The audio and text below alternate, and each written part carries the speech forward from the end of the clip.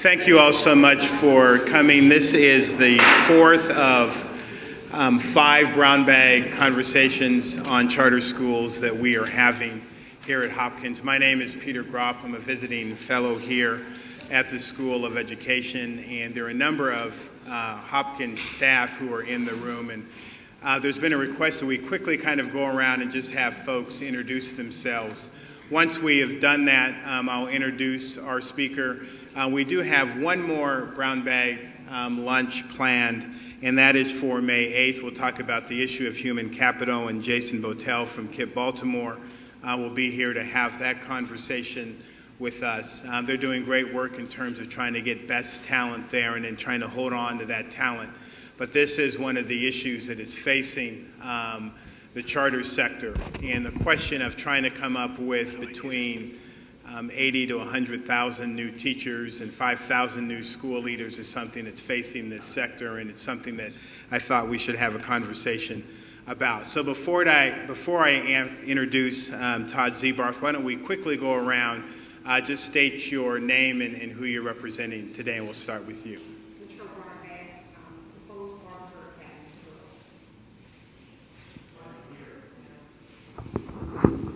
We'll pass the microphone. Latrell Bryant Bass, proposed Barbara Jordan Academy School for Girls. Phil Reaver, I'm a board member with the Baltimore Leadership School for Young Women. Brenda Reaver, founder of the Baltimore Leadership School for Young Women. Maureen Colburn, the Executive Director, Baltimore Leadership School for Young Women. Hi, good morning. I'm Kalila Harris, and I have a few hats as to why I'm here today. I'm a founder and executive director at the Baltimore Freedom Academy Foundation. I'm also vice chair of the Coalition for Baltimore Charter Schools and a member of the New and Charter School Advisory Board here in Baltimore City. Hi, Stacy Wilkinson. I am a student in the school counseling program. Curtis Valentine, Marilyn Ken. Hello, Carol Beck, supporting Public Schools of Choice, a local funder initiative to support the charter and transformation schools in the city. Kenny Clash, NACA. Ben Karaduman, Chesapeake Lighthouse Foundation CEO. Spear Lancaster, Chesapeake Lighthouse Foundation board member. Osei Yudum, NACA Freedom and Democracy Schools. Geneva Ferguson, NACA. Bobby McDonald, City Neighbors Foundation. We have 3 public charter schools in Baltimore. Oh, and I'm chair of the Coalition of Baltimore Charter Schools. Nicole Ryan, City Neighbors High School. Yasmin Mumby with KIPP Baltimore.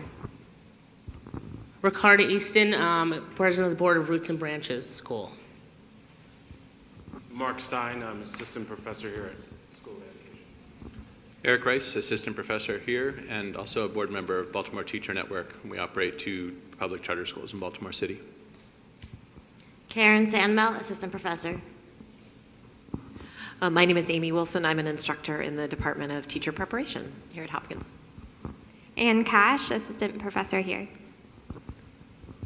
Chad Newell, I do development here at the School of Education. Jocelyn Kale, supporting Public Schools of Choice. Edward Kowski, Patterson Park Public Charter School and a board member of the Coalition. David Borinsky with the Maryland Charter School Network and also an as yet unnamed initiative of dealing with schools north of Hopkins Hospital, such as Dr. Bernard Harris Elementary. Betsy Mayotte, Associate Dean here in the School of Education. David Reinkane, Visiting Professor of Education here in the School of Ed. Mitchell Whiteman, Board Chair, KIPP Baltimore. Jason Botel, Executive Director, KIPP Baltimore. Jim Campbell on the staff here at Johns Hopkins.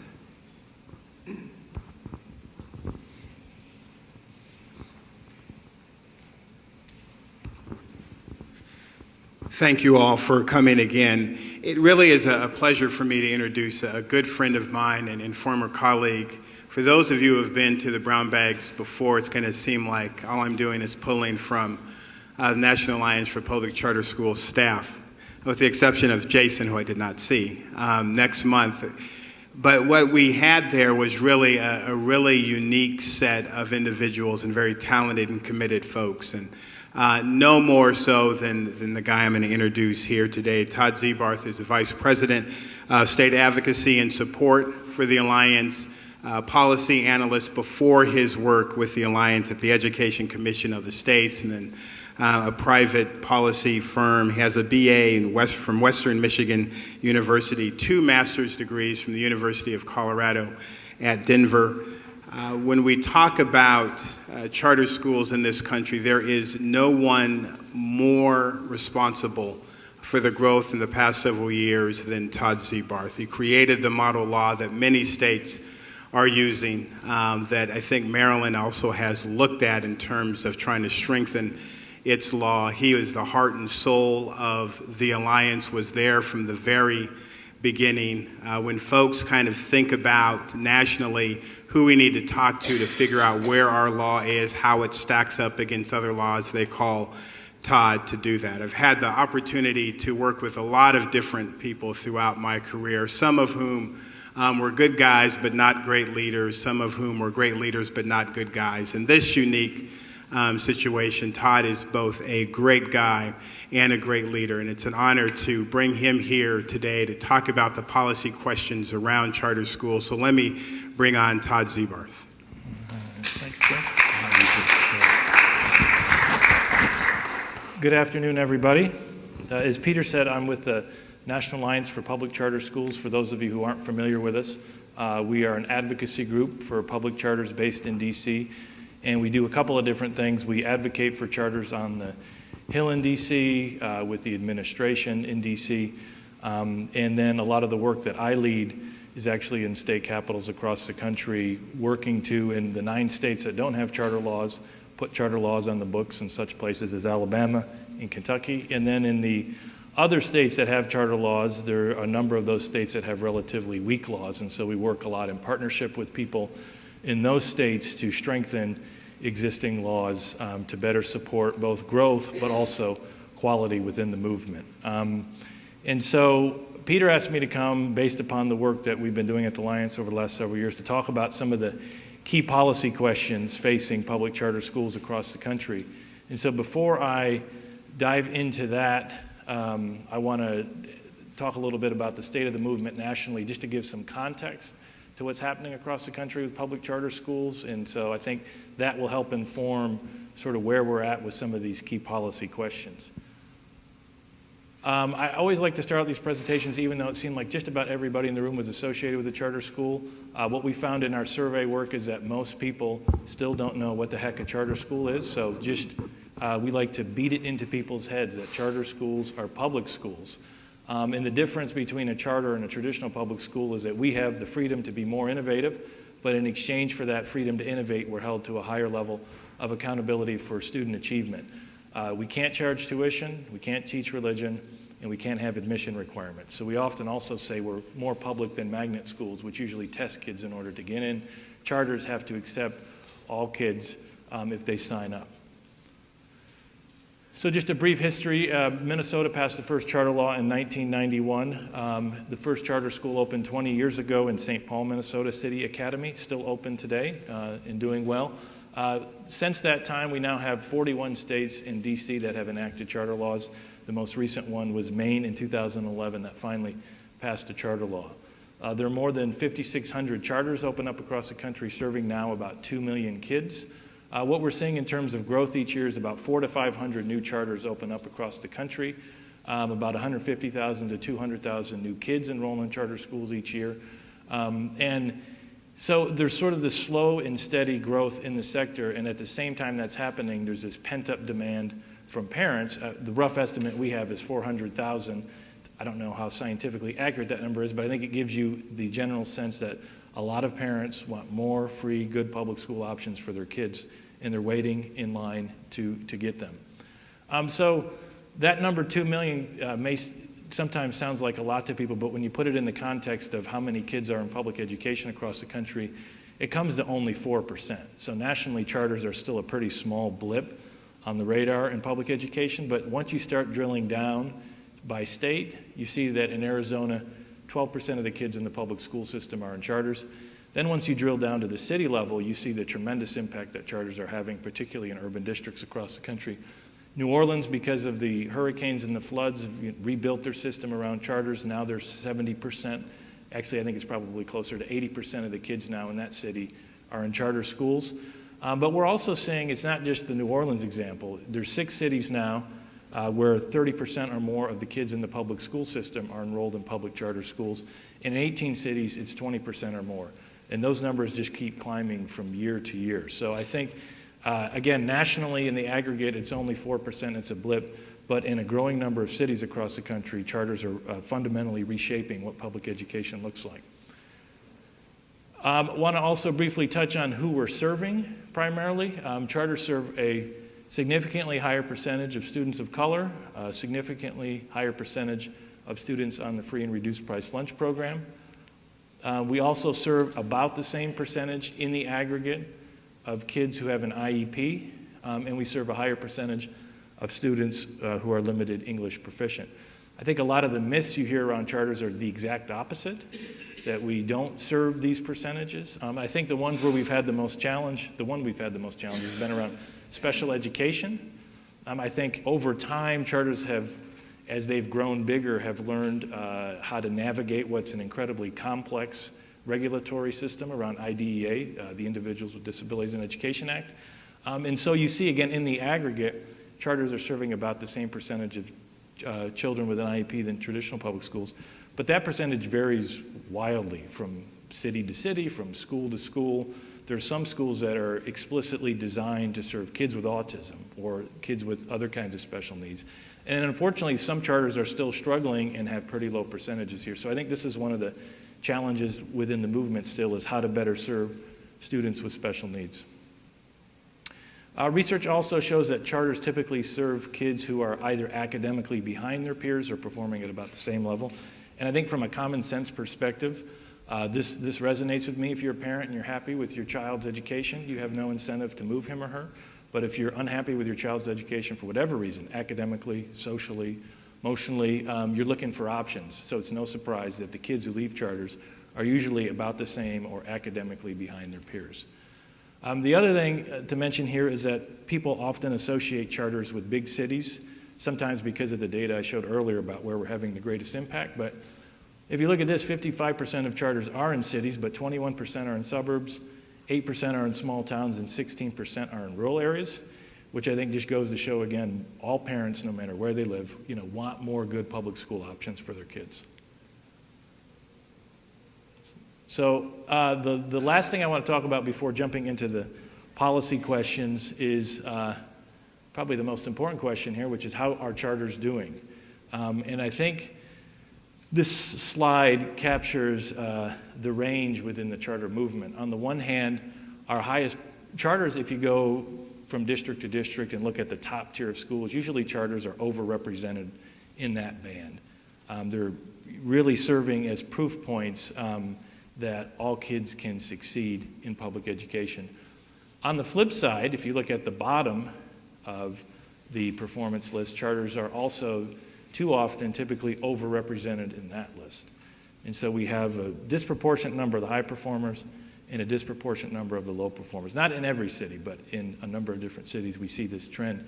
And I think it points to another one of the challenges facing the charter school movement is how seriously are we taking the accountability part of the bargain and closing schools that don't perform as they promised in their contract. And I think we're doing okay on that, but we have much better, I think, further to go on that one. And then the last thing I'll mention here is a study that gets a lot of attention on this question of how our charters doing. People often reference the Credo Study out of Stanford University.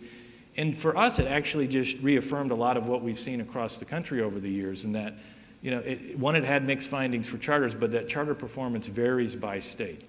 And so there are a group of states that have pretty strong laws, that have implemented them well, where you see charters significantly outperforming the traditional schools. You have other states that enacted pretty weak laws, that implemented them poorly, that took more of the let 1,000 flowers bloom mentality, let a lot of people open and the market will sort out who stays open and who doesn't. Didn't work that way.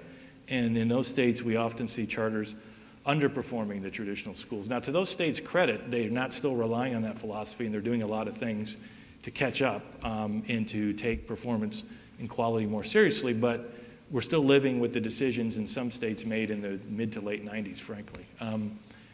And then in some states, there really is no differentiation between charter schools as a whole and to traditional schools as a whole. So for us, it really reemphasized the importance of how state laws address autonomy, accountability, and funding. Go ahead. They were not. No, Maryland was not.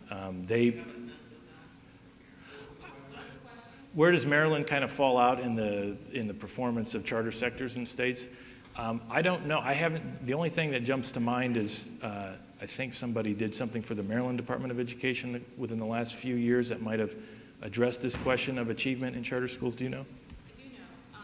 In Maryland, there's 8 schools that aren't. In Maryland, there's 40-some-odd charter schools, and 33 of them are in Baltimore City.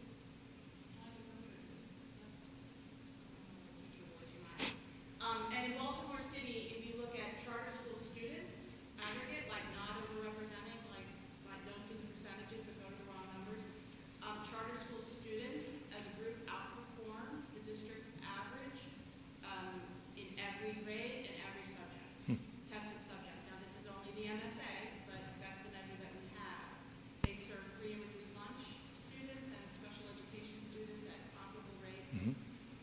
Closer to what you set up here. There's 14 of Baltimore's charter schools where the achievement gap in this example defined as Baltimore City African American students against state average white students.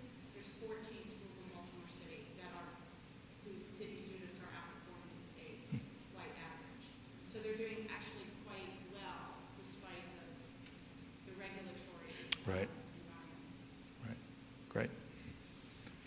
Any other questions people want to ask before I move on? Happy to take any. I'm going to move into the sort of policy discussion, so if there are any questions about the state of the movement, we'd be happy to answer. I'm curious about, you said that you studied the performance. I'm wondering, is the performance at all connected with, there's some states, I hate to say this, I want to start a thing, but are there some states, can you connect it with those that have union teachers versus non-union teachers? I have not seen any study that's looked at that question. Nationally, I think about 12% of the 5,600 charters are unionized. And I know in Maryland, I think it's all charters are unionized. So Maryland's kind of an outlier there, but nationally, it's 12% of the 5,600 are unionized. And I don't think there have been any studies done on our unionized charters performing better than traditional district schools or non-unionized charters. I think there's some examples. Sounds like there's some examples here in Baltimore of unionized charters that are doing great. Nationally, there's some others out in Los Angeles and other places that are performing pretty well. But I don't know, like in the aggregate. I don't think anybody's looked at that. When you say unionized, does that include charters that have an independent union that the school has? The teachers in that Right. school have created their own collective. It's all encompassing. There are some places where charter teachers have to be part of the district contract. And then there are other places that allow the individual school to organize and then bargain collectively with the local charter school board. So that's encompassing of all different types. Yeah. All right, well, I'm going to move on then to the key policy questions. As Peter mentioned, the National Alliance in 2009 put together a model law. We convened a working group of about 15 folks from across the country who've been working on charter laws since the early 90s and had a discussion about what's worked, what hasn't worked. If we were writing a law today, what would we include, what would we not include? And really wanted to address, again, not just growth. We want to see more charter schools, but we wanted to address quality as well and what parts of the law can really help impact and drive quality in a state. And so in 2009, we released the model law, and since then we've evaluated each state's law against our 20 components in the model law and scored and ranked the states from 1 to 42. So I have just a small number of policy questions I want to raise and kind of discuss, and would love it if people kind of jump in with their thoughts as I'm talking about these. But these are the questions that we commonly work through in the states without laws, or even the states with weak laws, and frankly, even states with relatively strong laws in some areas. Every state is grappling with, one or more of these questions right now. While I think there's some good examples of states that have enacted some good provisions in law, every state is, one, defending what they have on the books every year from getting weakened, and two, looking to strengthen the law, particularly around funding equity, which we kind of consider the holy grail of the charter movement. So first of all, what types of public charter schools are allowed? We advocate that states should allow a variety of public charter schools. Let traditional district schools convert to charters, give folks that option. Nationally, we only see about 10% of the 5,600 charters that are conversions. Most of the action in the charter world is actually around the new startups, where you allow a group of teachers, parents, community members, others to come together and start a new charter school. The last item here, virtual schools, is probably the most controversial of the three, usually because it's bringing online education into the fold, which is still a rather new and innovative thing, and not everybody's entirely comfortable with it. And at the same time, some of the biggest providers of virtual education are for-profit management companies, and so you're mixing, the charter issue, which is controversial, with virtual education, which is controversial, with for-profit education. But we think it's important for states to provide that option because it can be helpful, particularly for kids in remote rural areas who don't have access to an extensive set of teachers or courses. Virtual education can play a pretty helpful role. A second big question we often grapple with is who should be allowed to authorize charter schools. So if I wanted to start a charter in Milwaukee, where I live, where would I go to? And the default for states is always to allow local school districts to be authorizers, which we think is fine, because you'll see some districts, in Baltimore may be one of them, where the district has embraced charters as one piece of its larger reform strategy. We think that's great. That's probably the exception to the rule. Most districts are pretty hostile toward the creation of charter schools, so it's important to give a group of parents and teachers an alternative to the local district. They can go to the district if they want, but if not, it's important to provide them at least one alternative. Sometimes states create brand new state charter boards to do that. Peter did that when he was in the Senate in Colorado. They created a statewide charter authorizer there. Other states have allowed universities, as in New York, the State University of New York, to play this role. There are all kinds of different ways you can go about it. I think the important thing is that an applicant has two choices. The local district is usually one of those, and an alternative that's focused on quality charter schools. The next question has to do with one half of the charter bargain in terms of autonomy for charter schools. And there are three aspects of the model law that I want to address here.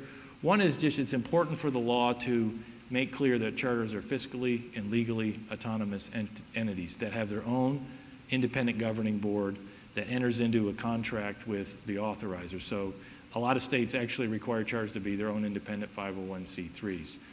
Where that doesn't happen, you see the districts often exerting undue influence on a charter school if a school doesn't have fiscal legal autonomy explicitly outlined in law with its own governing board. So that's an important piece of autonomy.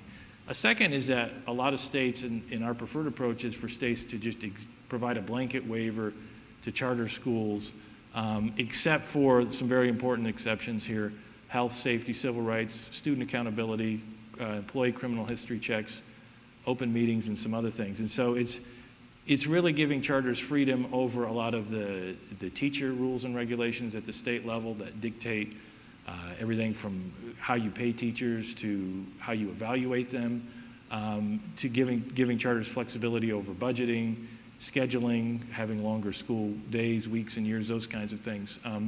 Really important, we think, to give charters that level of autonomy in state law. And then the last one related to what we were just talking about, we think it's important to give charters an exemption from collective bargaining. And what we mean there is a state should not automatically require charter schools to be unionized. It should give charter schools that choice. As I said, 12%, I think within that 12%, you've seen some of those charters actually affirmatively make that choice because, as in the case of Green Dot Charter Schools, which is a charter management organization in California, part of their core model is unionization, having a unionized school. And that's fine. You know, the question for us is, you know, how good is a school? And so schools should have that freedom and flexibility at the beginning to decide, the teachers, whether they want to work independently or have their own bargaining unit with the school's governing board.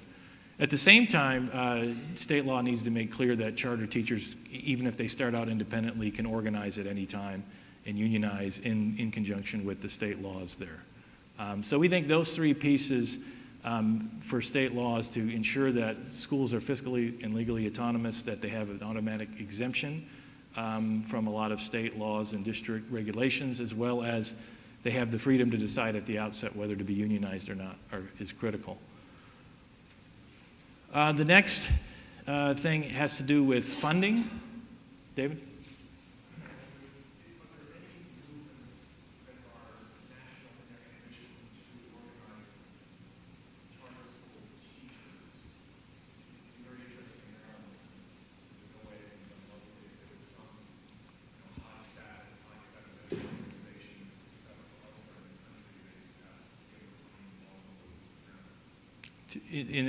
Whether there's... I see. Yeah, so at various times over the last, I don't know, 10 or 12 years, the AFT has kind of gotten exercised about organizing charters and have started in Chicago, in Boston, and in Philadelphia at least, you know, local chapters where within their local chapters, they've invested resources, and they have different names in each place, but basically, you know, the Chicago Charter Teachers something or other, and their focus is really just to organize the charter schools in Chicago. And I think over the years they've had some success here or there with it, but it really, if you look at, you know, 400 to 500 schools opening up each year, and if they're organizing one here, one there, it's really not making much of an impact. So I think the effort in Chicago, in Philadelphia, in Boston, I think those kind of continue on in some form or another. It seems like over the last few years they've made the most inroads in Chicago. But I think it's really from the AFT it comes and goes. The NEA in California, they've also kind of fits and starts with organizing, but nationally the NEA hasn't gotten as worked up about wanting to organize charters as the AFT.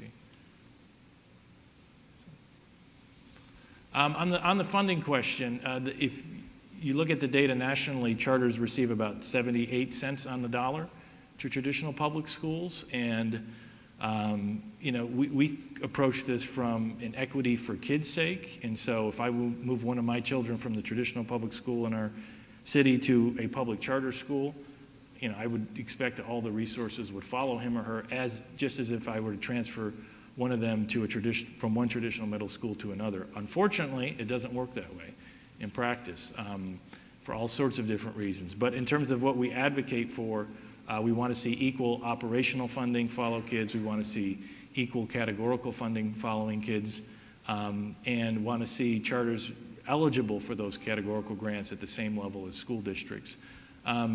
Oftentimes you'll see state laws written to say that charter schools should get, you know, all funds. They'll make very general statements about equity, but moving from there through a legislature, through a state Department of Education, through a school district, actually getting the money into the school's hands has been an enormous challenge across the country, and we're starting to see there's been some litigation, obviously in Maryland, there's been some over the years, been some litigation in other states as well, to try to get us to funding equity.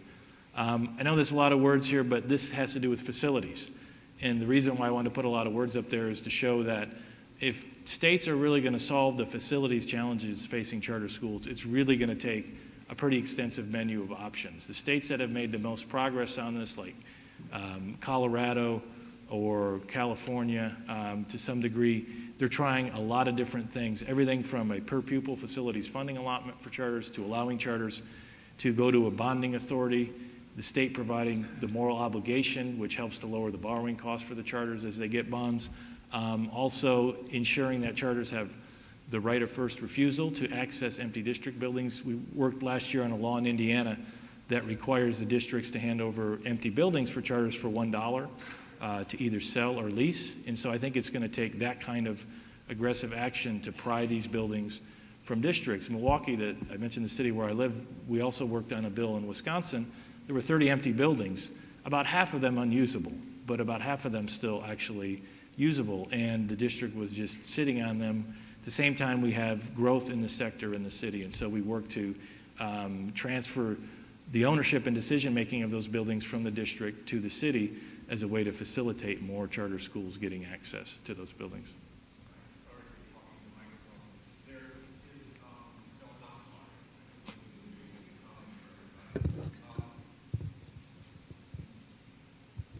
That I attended a talk that Dr. Alonso, the city school superintendent, participated in, and he mentioned that there had not been a new public school built in Baltimore City in 30 or 40 years or something like that. So it surprised me, and then I thought about it, and I said, no, that's not true. There have been all these charter schools. And that brings it to a broader point, which is that it's really like $100. There's this joke about two economists walking down the street, and one of them says, oh, look, there's a $100 bill lying on the sidewalk. And the other economist says, well, no, that couldn't be, because if it were, somebody would have picked it up already.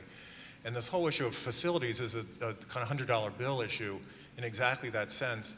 I actually I checked the rents for the various suburban charter schools, and based on the way real estate is valued, their indicated value was like the school in Anne Arundel County has, among the highest performing, Spear would say it's the highest performing, I'll say for Spear's sake, it's the highest performing middle school in the state. And they're in a facility that is worth about $12 million, and the Anne Arundel County school budget, capital budget, has a middle school budget at $55 million. And that's true in St. Mary's County, Frederick County, and really every single county around Baltimore City is different for a variety of reasons. But that's the $100 bill lying on the sidewalk. Just charter schools are a game-changing solution to public facilities financing in general. It's not just equity for charter schools, it's charter schools essentially 30, 40, 50%, 80% increase in the capital budget if you just use the charter school model. So I mentioned that just as both as a practical use, but also as a messaging sort of concept. I think that's an excellent point. In the early days in Colorado in the mid-90s, we saw a number of districts embrace chartering because, like in Douglas County, which at that time was one of the fastest growing counties in the country, there were all of these families and kids coming in. The district had no idea what to do with them and didn't have the money to pay for them, so they embraced charters as a way to get kids in buildings at a significantly lower cost.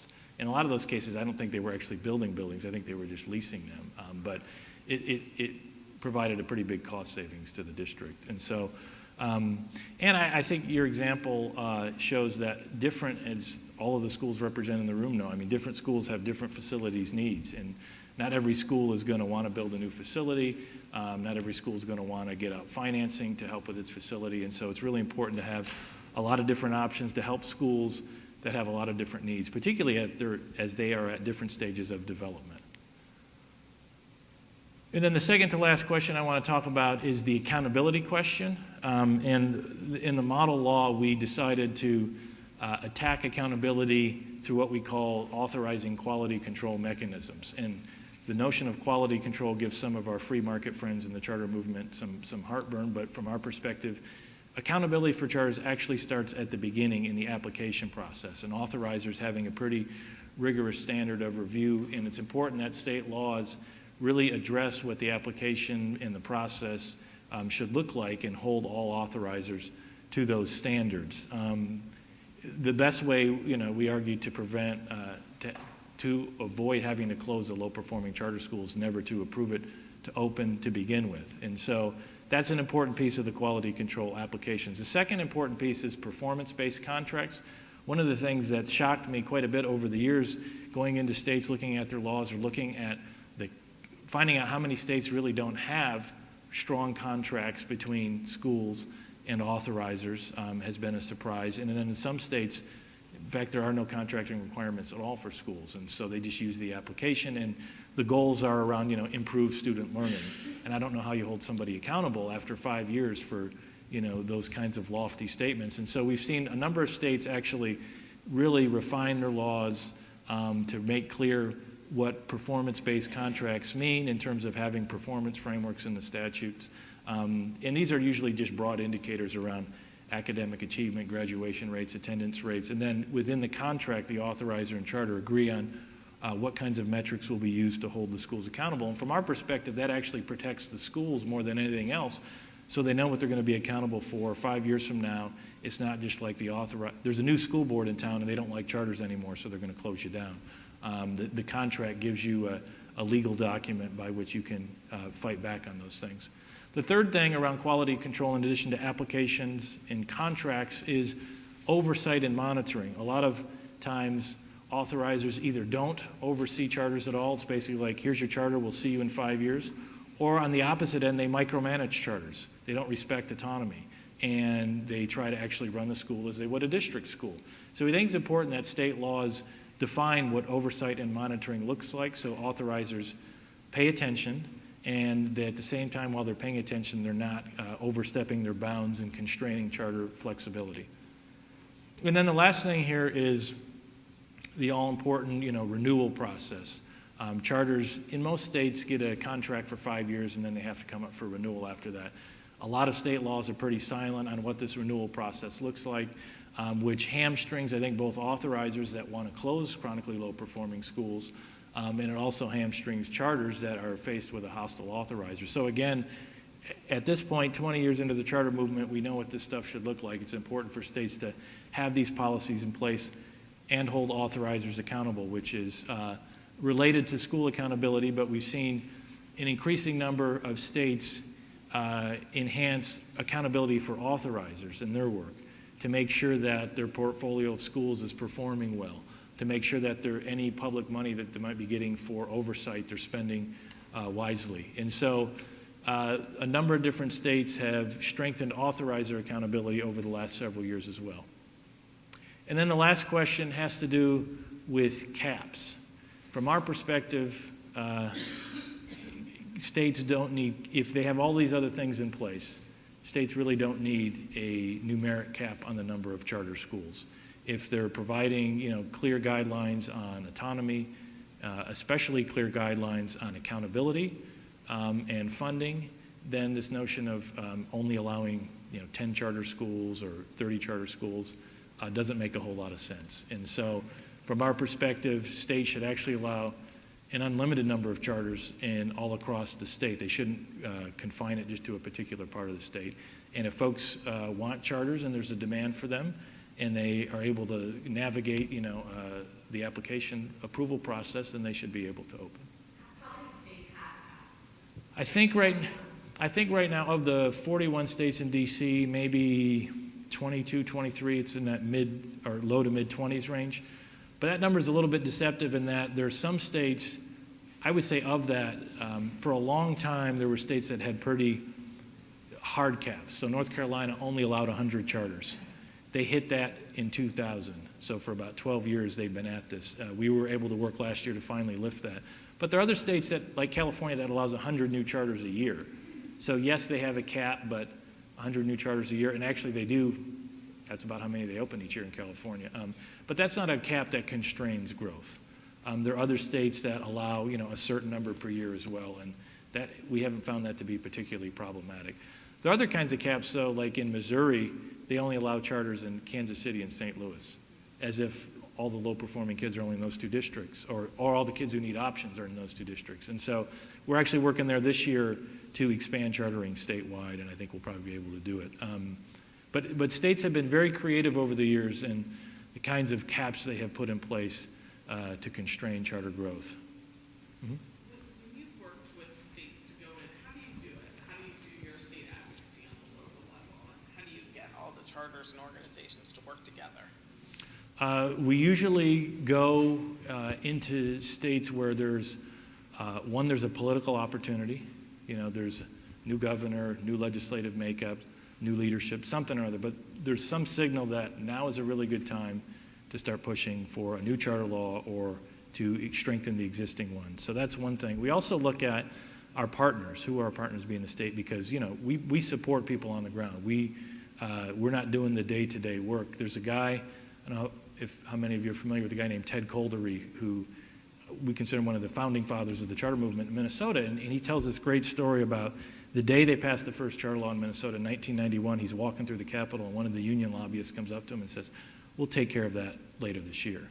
And to me, it's a great story just to show that the fight always goes on.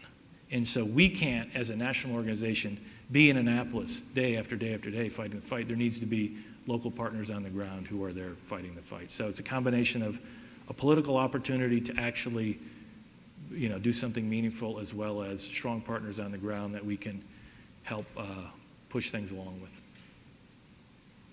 I wanted to ask you a question about the authorizing or not authorizing. Because we've done some talking about it in the coalition, and there's been talking today about the fact that there is not really means of evaluation yet here. So do you think that that should bubble up from the coalition, or do you think that it should come from North Africa? Yeah. They're the authorizers. Does it come from the authorizer, or should it come from us? I think it can come in either direction. I'm thinking of one example in Denver. This is kind of interesting. This is like 8 or 10 years ago, but the state association there had a data guy, and they had him create this new accountability system, and charters that were members of the association could opt into it. And it was an accountability system that looked at achievement in terms of status, but also growth. It was a pretty good at the time value-added model. So they used it for all of the charters. They worked with the charters to kind of get it into their contracts with their authorizer. And then at a certain point, Denver Public Schools, when a guy named Michael Bennett was the superintendent there, hired this data guy from the association to do it for all of the public schools in Denver, charters and non-charters. And so Denver Public Schools started using this tool to do, I think, more sophisticated accountability than just how many kids passed the test last year. At a certain point, the Colorado Department of Education hired the same data guy. His name is Rich Wenning, by the way. Hired Rich to recreate the state accountability system for all public schools in the state with that same system. So to me, it goes to one of the founding kind of principles of charters, that we should be laboratories of innovation, and show maybe where we might be able to do things a little bit better, and then work with the traditional public schools and apply those lessons learned. So I think that's a good example of, it actually started with the charters coming together saying, what should we be accountable for? How should that look? How can we share that with our authorizers? And then it bubbled up to the biggest school district in the state, and then to the state as a whole. So do you think that that Denver plan is able to be duplicated around the United States? In other words, if we were looking for a plan, would that be a place to start or finish? It might be, when again, this guy, Rich Wenning, when he left the Colorado Department of Education, he started working with a number of other state departments of education, Massachusetts, Indiana, I think, to help them reshape their accountability systems along the same lines. And so I think it's definitely, I would look at what the Colorado Department of Education has done, as well as DPS, Denver Public Schools, as maybe at least a good starting point.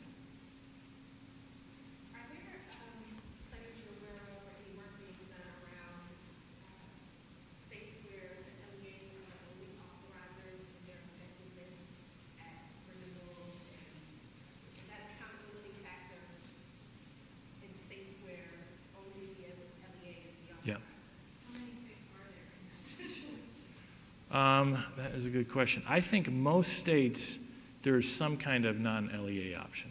There's still Virginia, Maryland, there's still a number of states that if you want to start a charter, your only option is to go to your local school board. Sometimes there's an appellate function. Sometimes, like Virginia, there's nothing. The local districts have complete power with no check and balance on it. So I think it's a minority of the states actually only provide the local board option. But I don't know, as far as I'm aware, nobody's done that kind of comparison of how are district authorized charters versus non-district authorized charters. Somebody may have done it, and I'm just not thinking of it. Yeah, in terms of just one, how are they performing, and two, how are they actually implementing their work? There are a number of, I shouldn't say a number, I can probably count on one hand how many district authorizers are out there.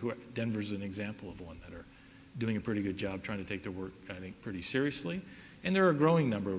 We actually find in states that flip the switch and allow non-district entities to be authorizers, we start to see school districts take their responsibilities more seriously, because they know now people have an option to go elsewhere. We can't just reject this charter because we don't like the people or we don't like the concept or whatever. We actually have to review it and make a judgment based on its merit. So in a number of states that over the last few years have created non-district authorizers, we've seen a shift in the district authorizing behavior. But that's all anecdotal. I'm not aware of any actual research on it. Many people know that we introduced two pieces of legislation in this session on charters. It was take the National Alliance to avoid the former president to testify on behalf of the bill, which was very convincing because Maryland has the second worst charter school law by ranking. The idea that passing that bill would have obviously moved Maryland closer to number one. So we want to thank you for your support on that. I want to ask, in framing this as a movement, and trying to organize donors, organizations, parents, how do you frame the time frame it takes to go from a law, particularly in Maryland, to where a model law, and you're talking not in months, but in years in many cases. I ask because when I hear the word movement, someone who's sort of studied other movements, and I'm careful to say, I don't do the word movement. I don't see a sense of urgency. Yeah. And my question, how do we frame this? We're really trying to galvanize people around this, but say, this is going to take 3, 4, 5 years. Your child may be out of school by the time this passes, but this is bigger than you. Yep. How do you all frame that when you go around the country? That's an excellent question. So we do a couple of things. Part of it depends on the environment, and if the environment is as it is in Annapolis, I think you're right. This is a long-term fight to significantly improve the law. And in other places, where there's a more immediate political opportunity, we're able to move things along quicker. Alabama is a good example for us. We went down there a few years ago and started working with some folks on the ground, knowing that we were going to get annihilated. I have never seen a state teachers union as strong as the Alabama Education Association, bar none. And people think because of the South, right to work, they're not strong. No way, no how. They actually ran a multi-million-dollar television ad campaign after the bill got defeated, just to try to stick the nails in the coffin. But we're back there this year because of political changes, and we're probably going to get a law passed there finally. But what we've tried to do is give people, if you're climbing it from Colorado, if you're climbing a 14er, you just got to give people benchmarks along the way to show that we're making progress. And that could mean a lot of different things in Maryland versus Alabama. But the ultimate goal is, to create a law that supports growth and quality and equity for kids. But there are a number of things that we can do along the way to get more supporters, to make other kinds of progress, so people don't feel like this is going to take me 10 years before we actually get somewhere. That there are things we're doing every year to move in that direction. Does that make sense? Yeah. Not a satisfying answer, I realize, but I think that's what it is for us, at least. But this is sort of related, but in that national movement. The race to the top money, a piece of that was the charter law. So the first thing I was going to ask was, how much movement did you see nationally in laws in that competition? But then also thinking about Maryland's law being fairly weak, and yet Maryland's still getting the money. And I know there's an election, and who knows what's going to happen, but if the current national administration stays, do you feel like there will be continued national pressure through national money to encourage states to change their laws? Right. Yep. So the race to the top initially had 2 different rounds. And as you said, part of the criteria that the Department of Education looked at was the quality of your charter law. And they looked at caps in the authorizing environment and operational funding, equity, and facilities. But what the president and the secretary talked about was caps, more so than the other 3 things. And so that's where we saw a lot of movement across the country. We saw 15 states lift their caps, I think. Either entirely, like Louisiana lifted theirs entirely, or New York partially lifted their cap. So we saw a lot of traction, and all that traction, frankly, was, or a lot of it was before the first round, but also between the first and second rounds. And so, because in the first round they only gave grants to Delaware and Tennessee, And they could say to people, look, they took these steps on charters, you need to take them too.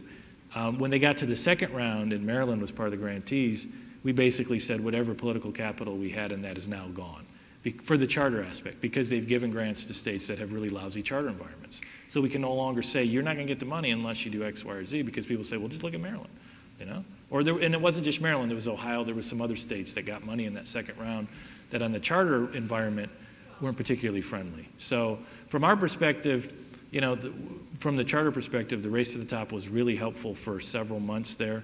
But once they announced that second round of winners, we haven't paid a whole lot of attention to it. We've been working with some of our state partners to try to ensure that the charters actually get the money in the program that they were entitled to if they are their own LEAs. But it was a good political policy tool for several months, and that's really about it, for just on the charter side of it.